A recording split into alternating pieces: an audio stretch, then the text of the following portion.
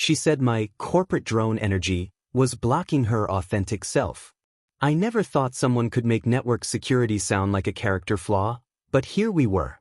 I'm Kevin, 28 years old, and I work as a network security analyst for a mid-sized tech company in Austin. My days are spent identifying vulnerabilities, patching systems, and making sure hackers can't access client data. It's methodical work that requires patience and attention to detail, traits that served me well in most areas of life until they apparently became problems in my relationship with Tessa.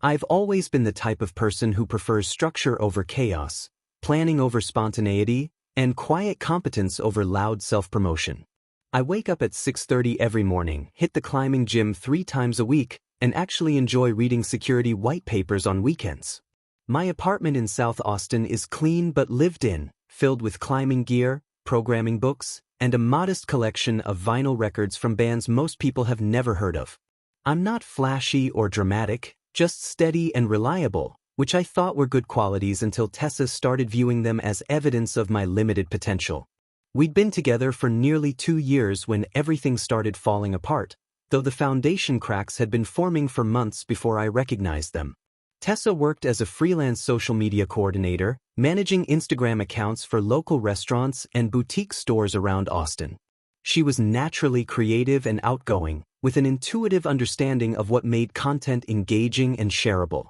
I admired her ability to see artistic potential in everyday moments, to turn a simple coffee shop visit into something worth photographing and celebrating. Our relationship started strong because we balanced each other well.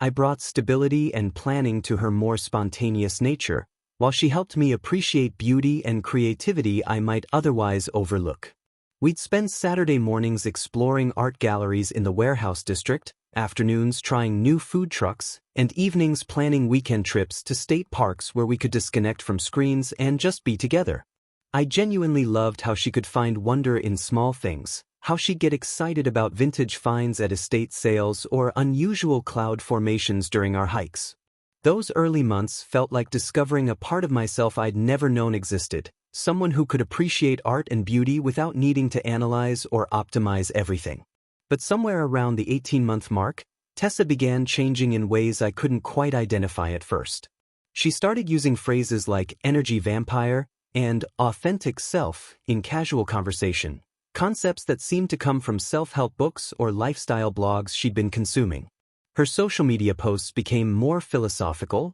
less about sharing fun moments and more about declaring independence from unnamed forces trying to dim her light. I noticed she was spending more time on her phone, scrolling through content that seemed to agitate rather than inspire her, but I figured it was just a phase. After all, her work required staying current with social media trends, and I respected her professional expertise even when I didn't understand all the cultural references. The real shift began when she joined the production team of a YouTube channel called Authentic Living, hosted by someone named Miranda who specialized in relationship analysis and personal empowerment content. Suddenly, Tessa was attending regular meetups, strategy sessions, and filming events that consumed increasingly large portions of her free time. She'd come home energized but somehow different, speaking in newly acquired vocabulary about toxic patterns and growth blockers and emotional manipulation tactics. I tried to be supportive because she seemed excited about this new opportunity,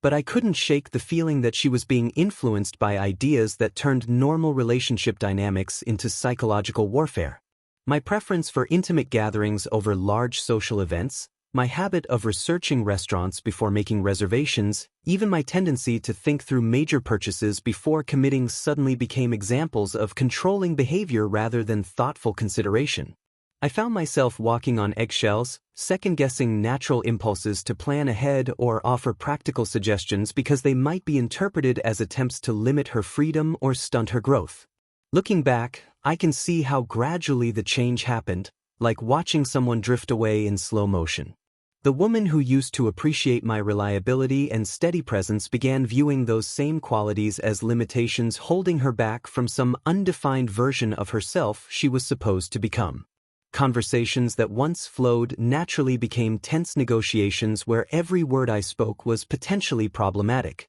When I suggested we book concert tickets early to get better seats, She accused me of trying to control our social calendar. When I asked about her day, she claimed I was monitoring her activities. Even complimenting her work became evidence of patronizing behavior designed to keep her small and dependent. The Tessa I'd fallen in love with, the one who appreciated planning weekend trips and enjoyed our quiet evenings together, was being replaced by someone who seemed to view our entire relationship as an obstacle to overcome rather than a partnership to nurture. She started canceling our traditional date nights to attend YouTube channel meetings, spending hours analyzing the psychology behind every interaction we'd ever had, and speaking about our relationship like it was a case study rather than something real and meaningful we'd built together.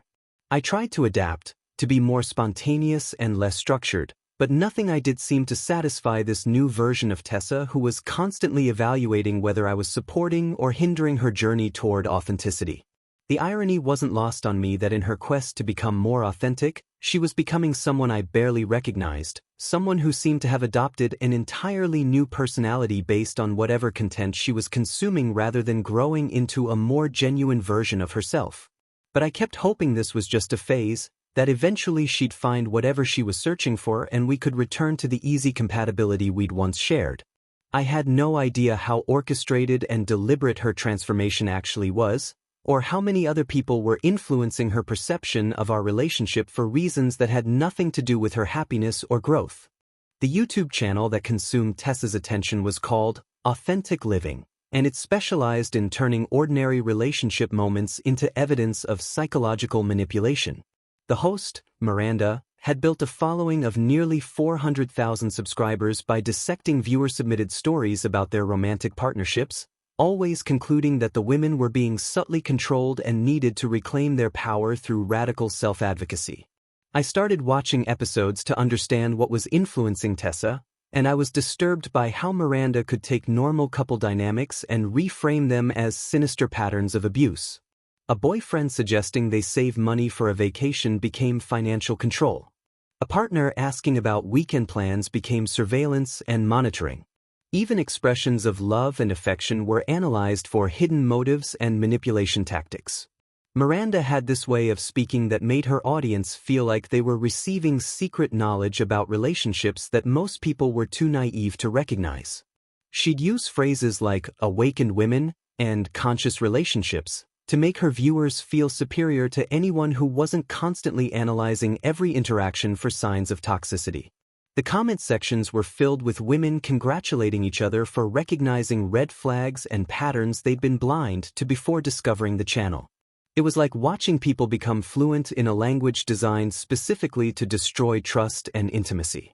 Tessa began adopting this vocabulary immediately, transforming from someone who communicated directly and honestly into someone who spoke in therapeutic buzzwords and pop psychology concepts. Conversations that used to be straightforward became loaded with subtext and hidden meanings I was apparently too unaware to recognize. When I suggested we try a new restaurant, she'd analyze my word choice for evidence of controlling tendencies. When I mentioned feeling tired after work, she'd interpret it as emotional manipulation designed to make her feel guilty for having her own interests and obligations. Every disagreement became an opportunity to practice the conflict resolution techniques she'd learned from Miranda's videos, which invariably involved her explaining why my perspective was actually a manifestation of deeper psychological issues I needed to address. The core group around Miranda included Ashley, who edited their videos and managed their social media presence, and Danielle, who worked in corporate communications and handled their brand partnerships with lifestyle companies.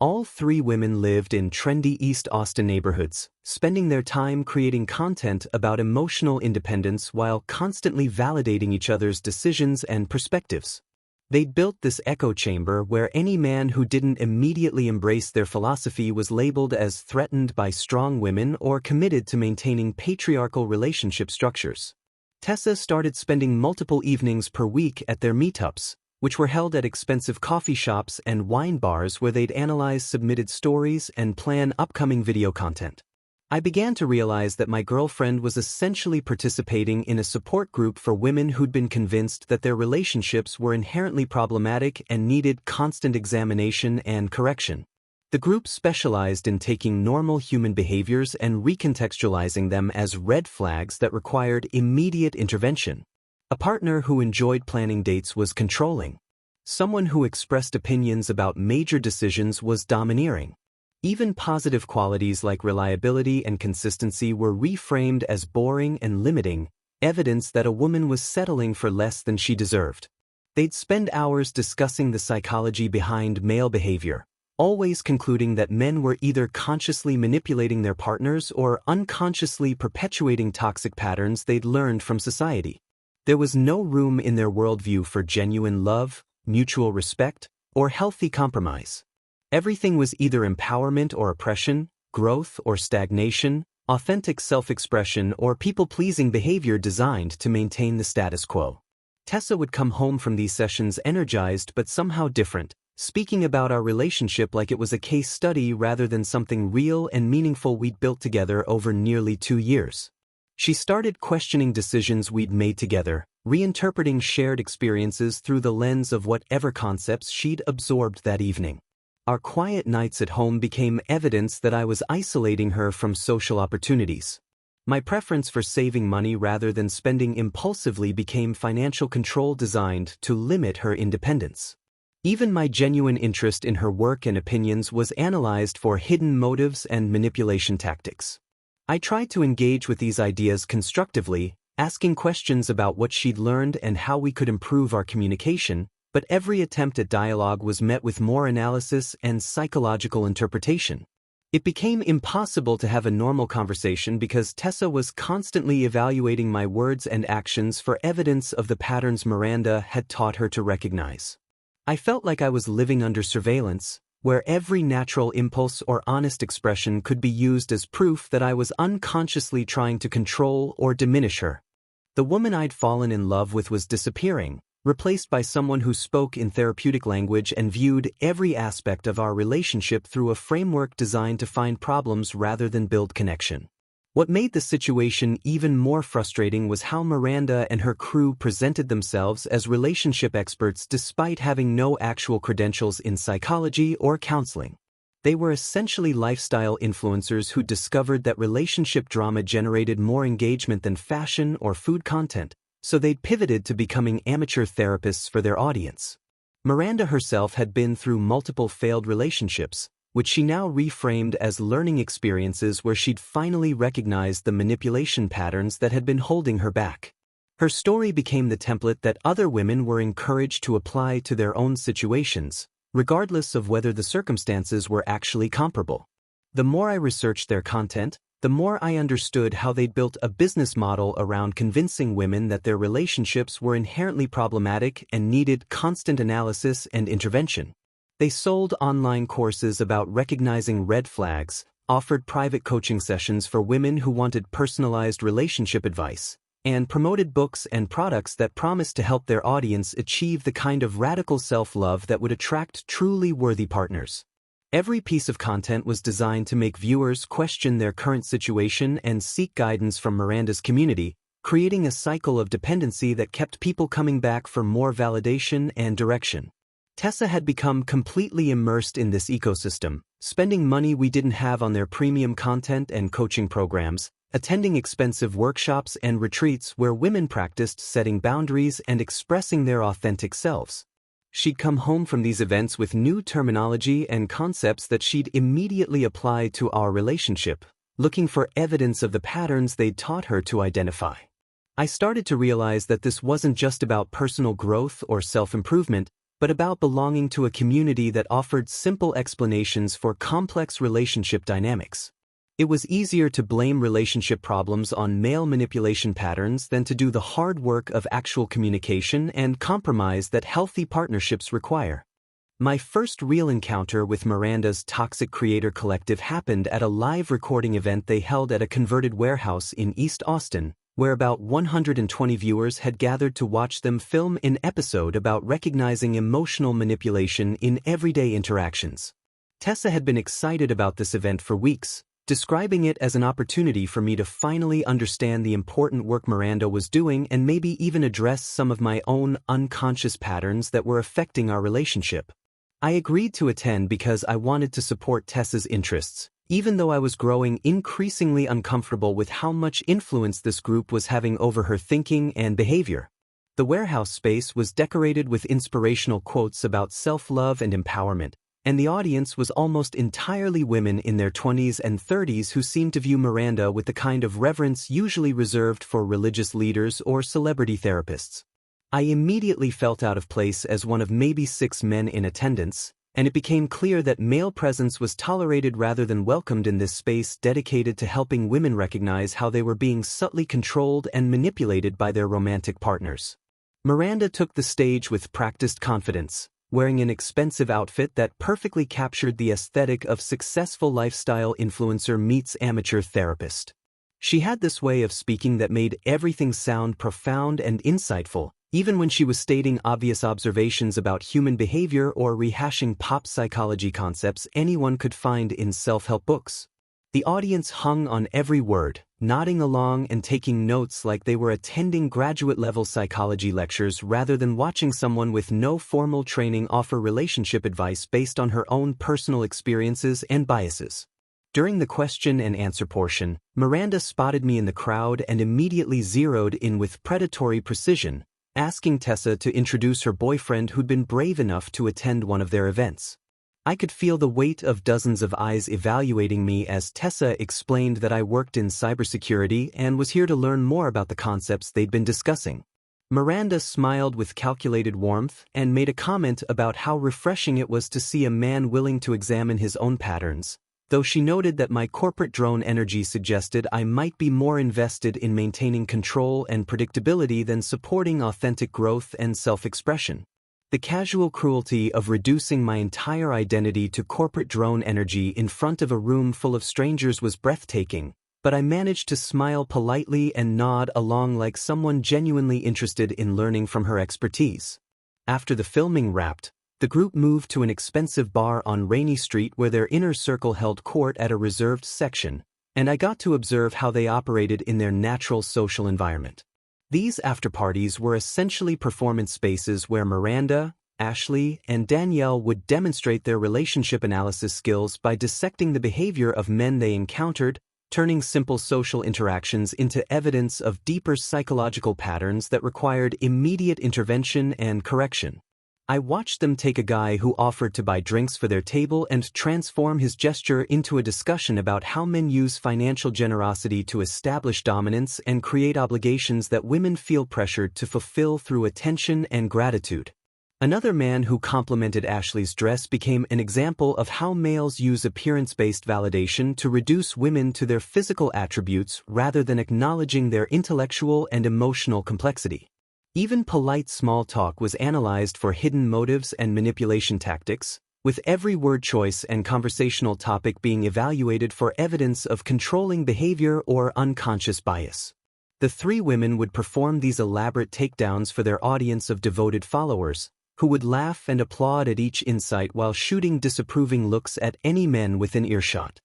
I felt like I was watching a group therapy session where the primary activity was teaching people to view normal human interactions through the most cynical and suspicious lens possible, transforming ordinary social moments into evidence of systemic oppression and individual manipulation. What struck me most was how they seemed to genuinely enjoy this process of dissection and judgment, finding entertainment in reducing complex human beings to simple psychological categories and behavioral patterns. Every man who approached their group was immediately categorized and dismissed, with his words and actions being interpreted through a framework that assumed the worst possible motives and intentions. I tried to participate in conversations, but quickly learned that anything I said would be mentally cataloged for later analysis and discussion. When I mentioned enjoying my work in cybersecurity, Miranda made a comment about how men gravitate toward fields that allow them to monitor and control information flow, suggesting that my career choice revealed deep psychological needs for surveillance and dominance.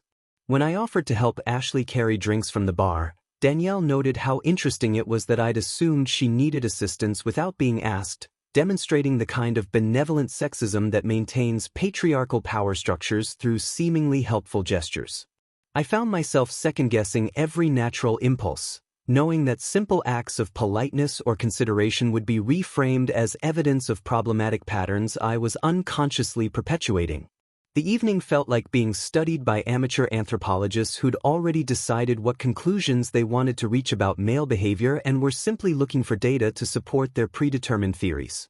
I left that night understanding that this wasn't really about helping women build better relationships or recognize genuine red flags in problematic partnerships. This was about creating an us versus them mentality that positioned men as inherently suspect and women as victims who needed to constantly analyze and critique their romantic relationships through an adversarial lens that made genuine intimacy and trust nearly impossible to achieve. The drive home with Tessa was particularly enlightening because she spent the entire time explaining how impressed Miranda had been with my willingness to attend the event, though she noted that my defensive body language throughout the evening suggested I wasn't fully open to examining my own patterns and behaviors. When I pointed out that being publicly analyzed and criticized might naturally make someone feel defensive, Tessa explained that my reaction was actually proving Miranda's point about how men become uncomfortable when their unconscious manipulation tactics are exposed and examined. There was no way to win this game because any response I had to their analysis would be used as further evidence of the patterns they were determined to identify.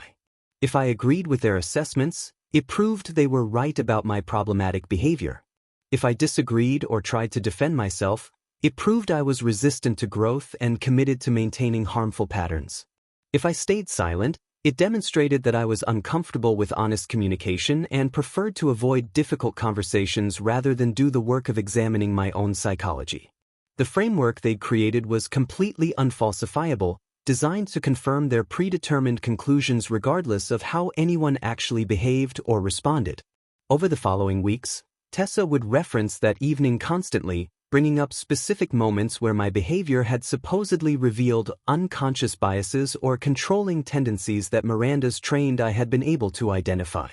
The way I'd position myself in group conversations became evidence of how men claim physical space to establish dominance. My attempts to contribute to discussions about topics I had knowledge about were reframed as mansplaining and intellectual intimidation. Even my polite interactions with the bartender were analyzed for signs of performative respect designed to make women feel safe while maintaining benevolent sexism.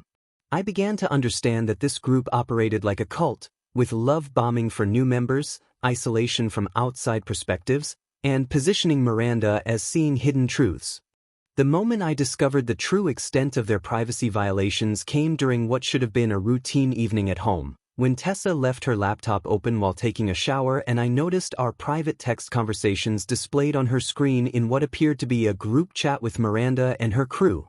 I wasn't intentionally snooping, but my own messages were right there in plain view, screenshot and shared with commentary from the group about my communication patterns and psychological motivations. The violation felt like being punched in the stomach as I realized that months of intimate conversations had been dissected and analyzed by strangers who viewed my private thoughts as content for their amateur therapy sessions. I sat there staring at message threads where I'd shared vulnerable feelings about work stress, family issues, and personal insecurities, all of which had been forwarded to Miranda's group chat for what Tessa called perspective and pattern recognition when I confronted her about it later that evening. She emerged from the bathroom to find me sitting with her laptop, and instead of showing embarrassment or remorse about violating my privacy, she immediately went on the defensive about how she needed guidance to understand whether my behavior was healthy or problematic. According to Tessa, sharing our private communications with Miranda's group was actually a form of self-care that helped her recognize manipulation tactics she might otherwise miss due to her emotional involvement in our relationship. She explained that Miranda had specifically requested screenshots of our text exchanges because written communication revealed patterns that people couldn't hide as easily as they could in face-to-face conversations, and that analyzing my messages had helped her understand how I used language to maintain control and influence her decisions in ways she hadn't previously recognized. The casual way she described this systematic violation of my privacy was almost more disturbing than the violation itself, as if sharing intimate communications with strangers was a normal and healthy part of relationship maintenance rather than a fundamental betrayal of trust that most people would find completely unacceptable. I scrolled through months of their group chat history and discovered that my messages had been categorized and labeled according to various manipulation tactics Miranda had taught them to identify, with innocent texts about daily logistics being analyzed for evidence of controlling behavior and attempts to monitor Tessa's activities and whereabouts. A simple message asking about her day had been labeled as surveillance disguised as caring concern, while my suggestions about weekend plans were categorized as attempts to limit her social autonomy by controlling how we spent our free time together. Even supportive messages I'd sent during stressful periods at her work had been reframed as love bombing designed to create emotional dependency and make her feel guilty for questioning my motives or behavior in other areas of our relationship. What made the situation even more surreal was discovering that Miranda had been specifically requesting certain types of messages from our conversations, asking Tessa to share examples of how I responded to conflict, expressed affection, made plans, or discussed our future together so that she could analyze my communication style for signs of psychological manipulation and emotional control. They'd turn my private thoughts and feelings into raw material for content creation, with Miranda using anonymized versions of my messages in her videos as examples of how men use seemingly innocent language to maintain power and influence in romantic relationships.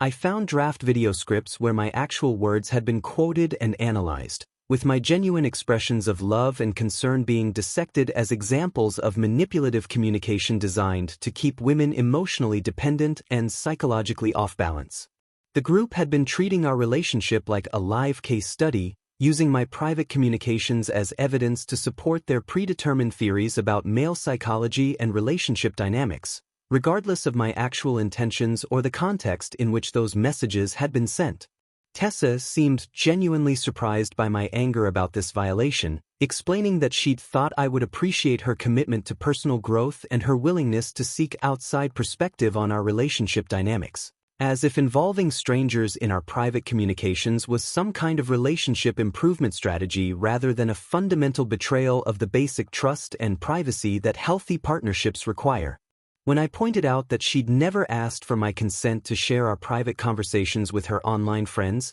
she accused me of trying to isolate her from her support system and prevent her from getting the guidance she needed to recognize unhealthy patterns in our relationship.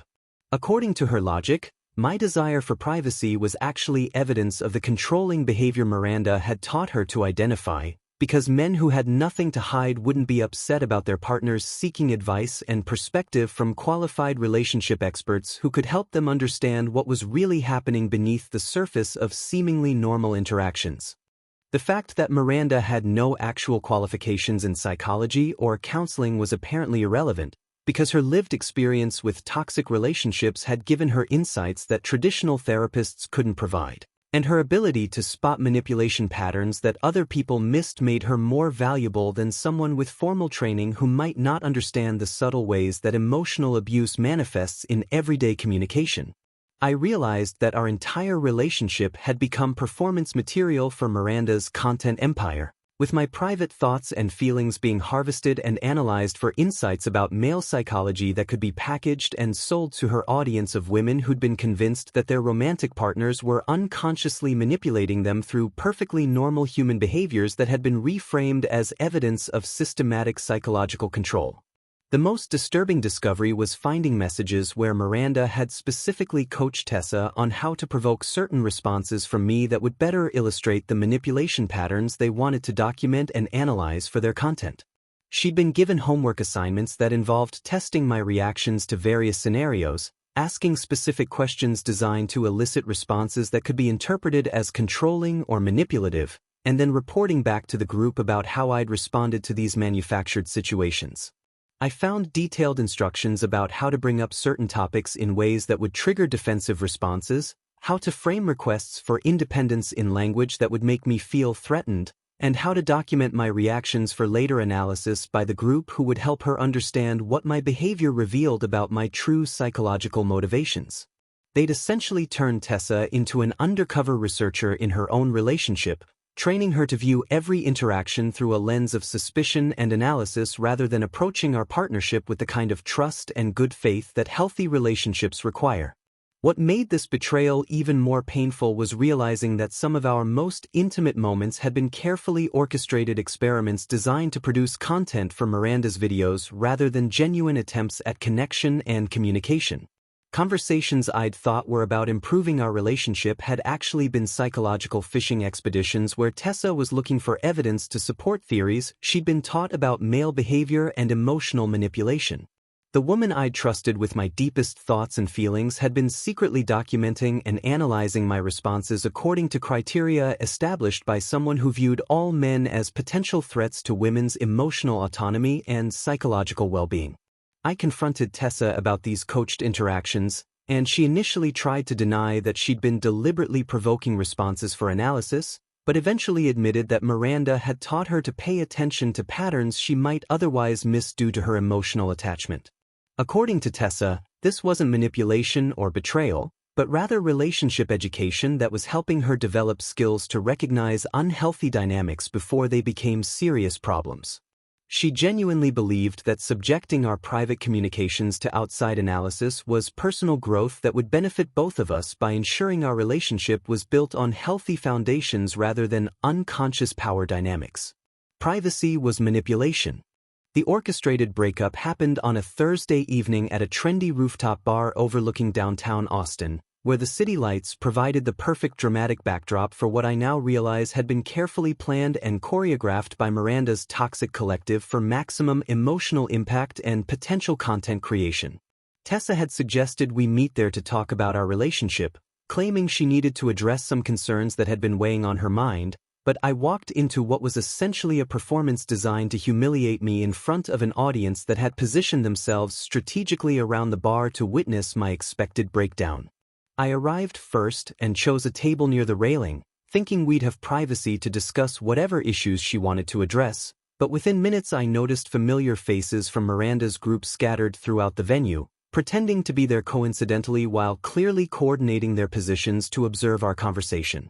Ashley was at the bar with her phone positioned to potentially record. Danielle sat with a friend at a nearby table with perfect sightlines to our location, and Miranda herself occupied a corner booth where she could watch the entire scene unfold like a director overseeing her latest production. When Tessa arrived 20 minutes late, she was visibly nervous but seemed to be following some kind of internal script, speaking in the therapeutic language she'd adopted from her YouTube education rather than using her natural voice to express genuine feelings about our relationship. She ordered an expensive cocktail and spent several minutes taking photos of it for social media before finally turning her attention to the conversation she'd supposedly been eager to have with me.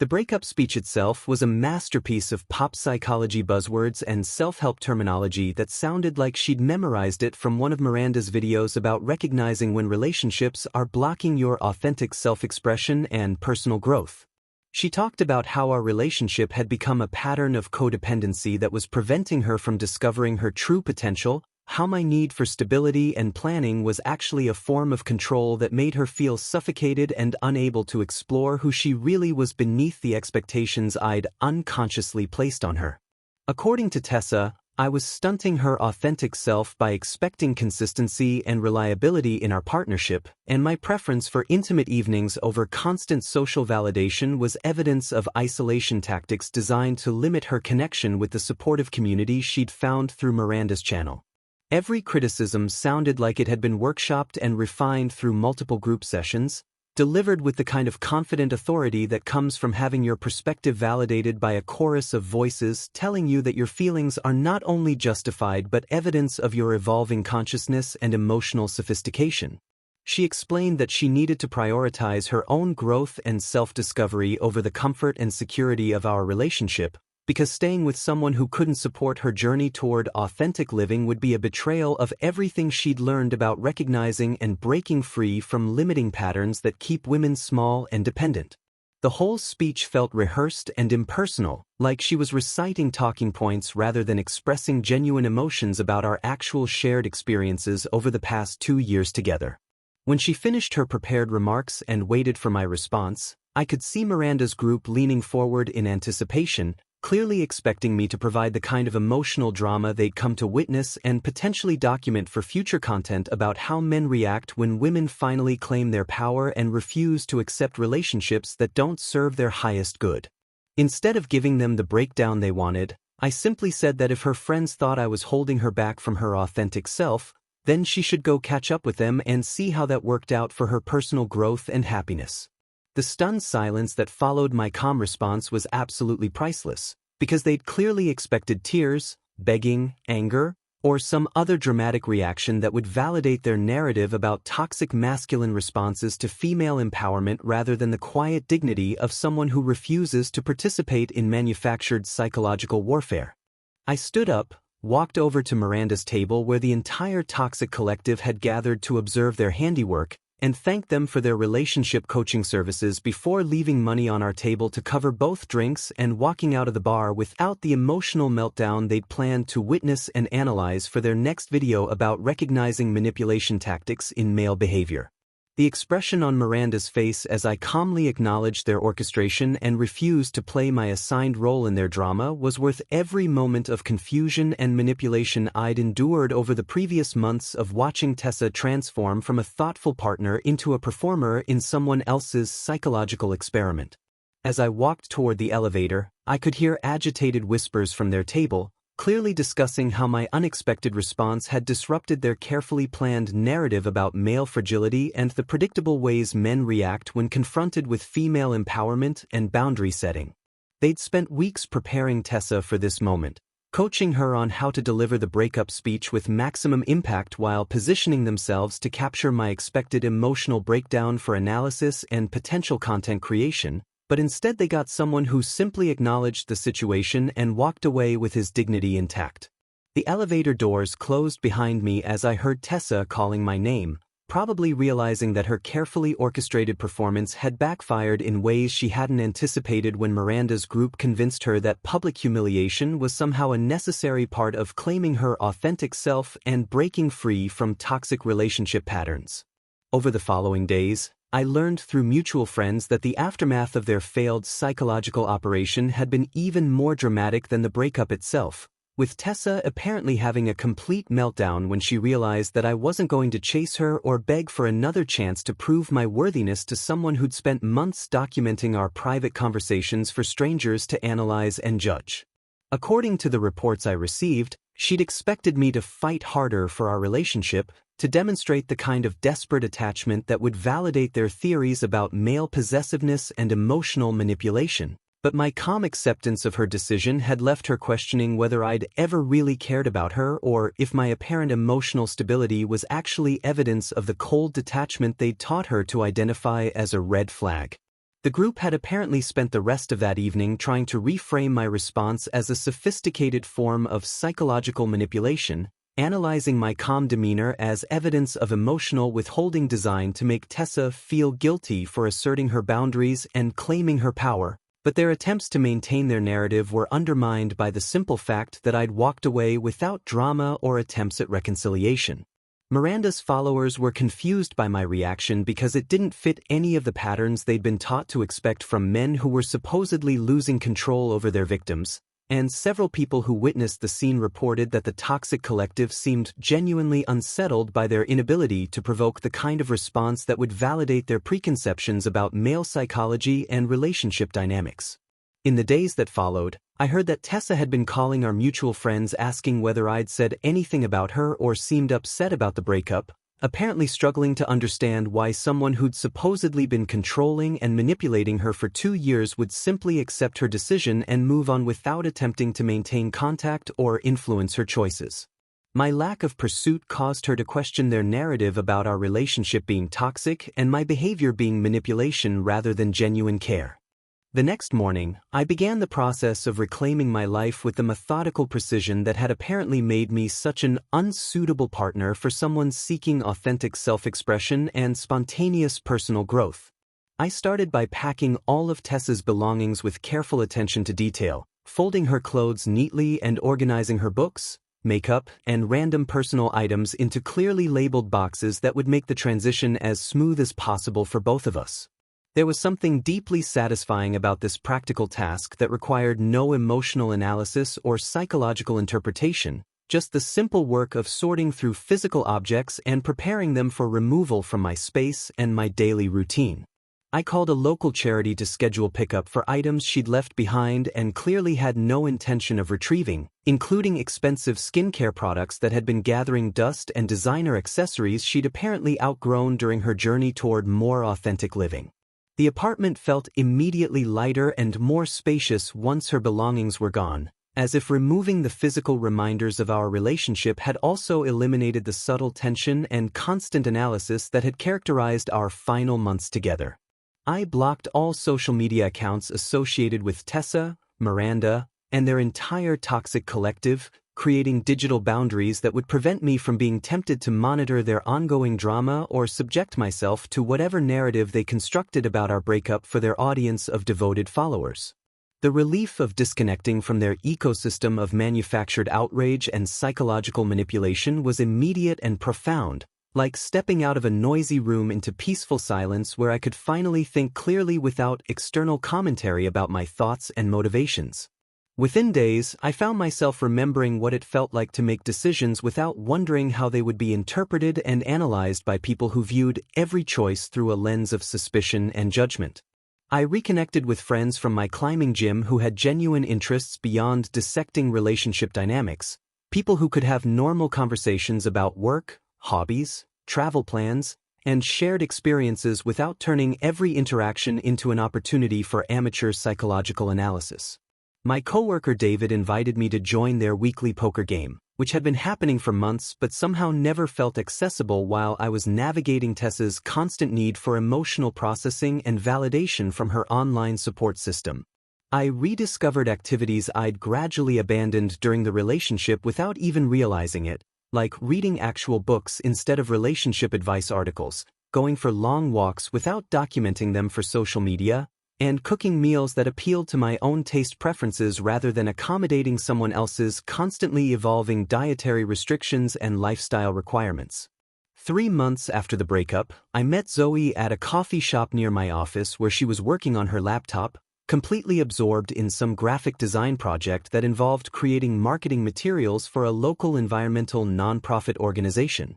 She had this focused concentration that reminded me what it looked like when someone was genuinely passionate about their work rather than using their career as a backdrop for content creation and personal branding. When her laptop battery died and she realized she'd forgotten her charger, I offered to let her use mine since we had compatible models, and we ended up talking for 2 hours about everything from sustainable design practices to our shared love of hiking trails around Austin. The conversation flowed naturally without any hidden subtext or psychological analysis, just 2 adults discovering common interests and enjoying each other's company without turning the interaction into material for later discussion with friends or followers.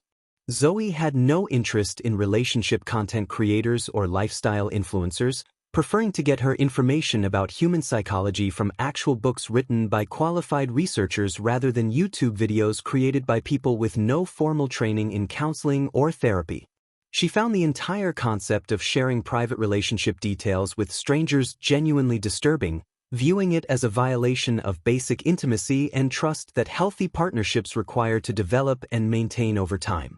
Our relationship developed organically over several weeks of coffee dates, hiking trips, and casual dinners where we learned about each other through direct conversation rather than through analysis of our communication patterns or behavioral tendencies.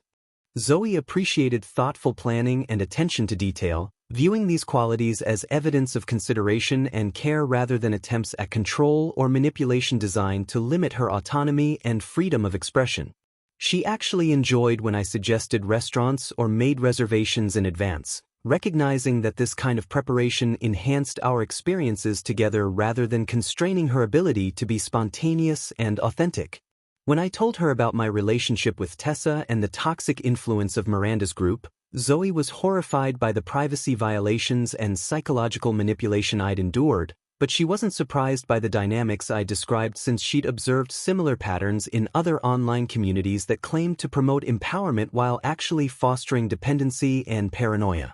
She helped me understand that what I'd experienced wasn't just a difficult breakup but a form of psychological abuse that had been disguised as personal growth and relationship education, designed to isolate me from support systems and make me question my own perceptions and experiences.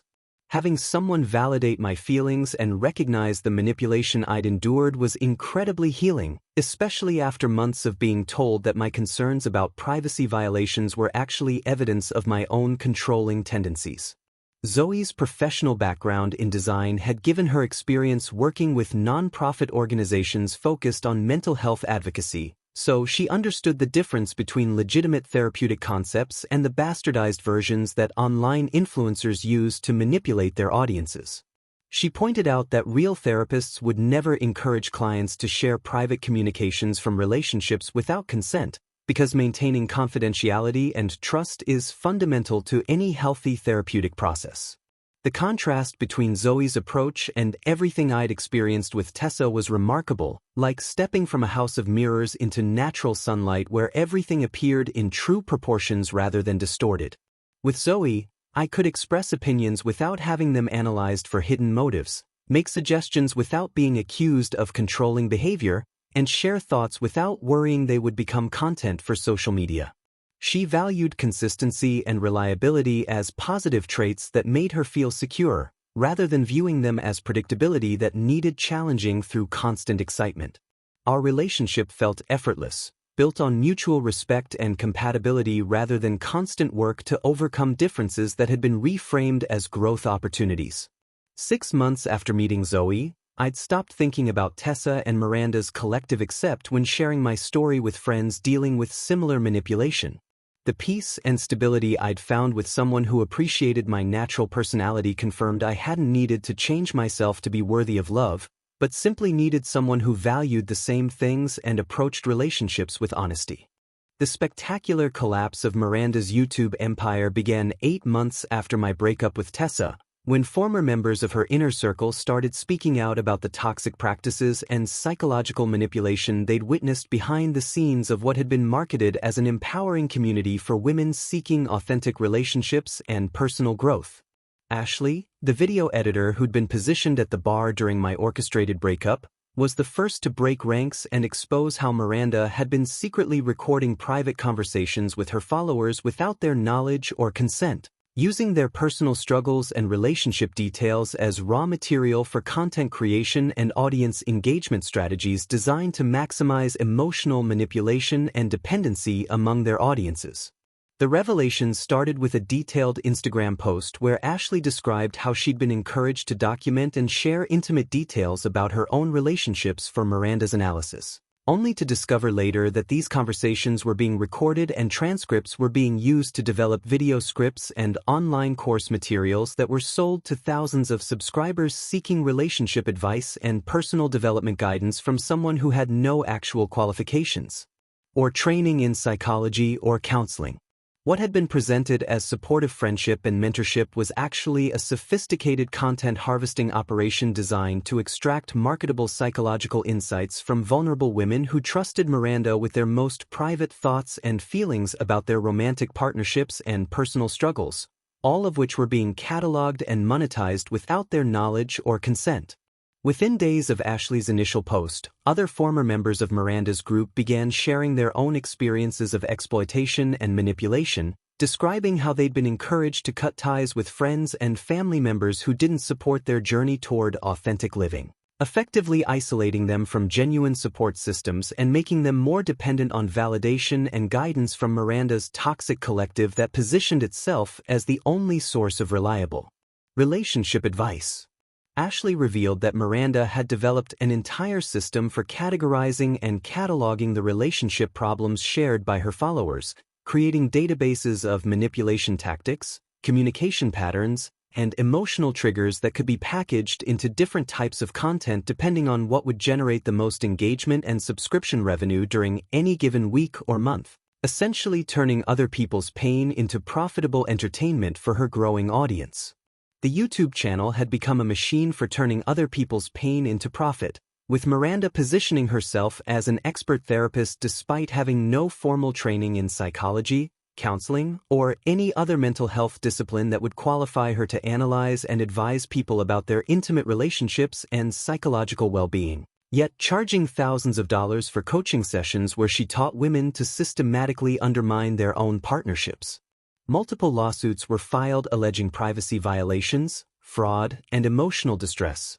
with plaintiffs describing how Miranda's advice had actually damaged their relationships and mental health rather than providing the guidance and support they'd been seeking when they first discovered her channel and became vulnerable to her influence during periods of relationship uncertainty. The platform itself finally took action when the scope of the privacy violations became clear, terminating Miranda's channel and removing all her content after determining that she'd systematically violated their terms of service regarding consent and the protection of user privacy in ways that potentially exposed the company to significant legal liability from the victims of her operations.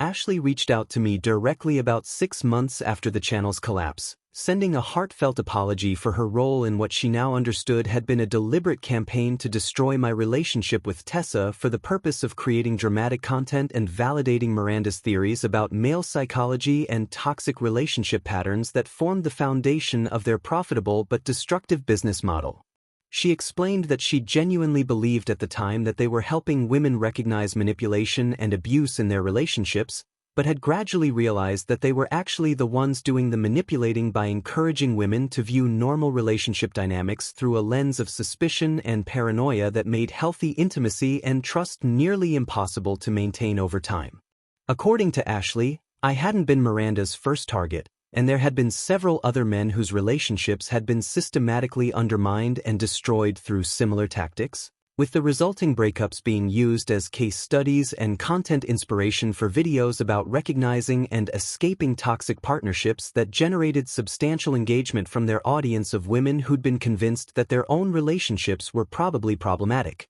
8 months after our breakup, I received a lengthy email from Tessa, sent from Portland where she'd apparently moved to start fresh after the collapse of Miranda's community had left her questioning everything she'd believed about relationships, personal growth, and the difference between authentic self-improvement and sophisticated psychological manipulation designed to generate content and revenue rather than actually helping people build healthier partnerships. The email was raw and honest in a way that reminded me of the person she'd been before getting involved with Miranda's toxic collective, acknowledging how she'd allowed others to poison her perspective and destroy her judgment about what constituted healthy relationship dynamics versus manipulative behavior that needed to be identified and challenged through constant vigilance and external validation. She described feeling ashamed and confused about how easily she'd been convinced to violate my privacy and trust, admitting that she'd known on some level that sharing our private conversations was wrong but had been so desperate for validation and belonging within Miranda's community that she'd ignored her own moral compass in favor of external approval from people who'd ultimately used her vulnerability for their own purposes.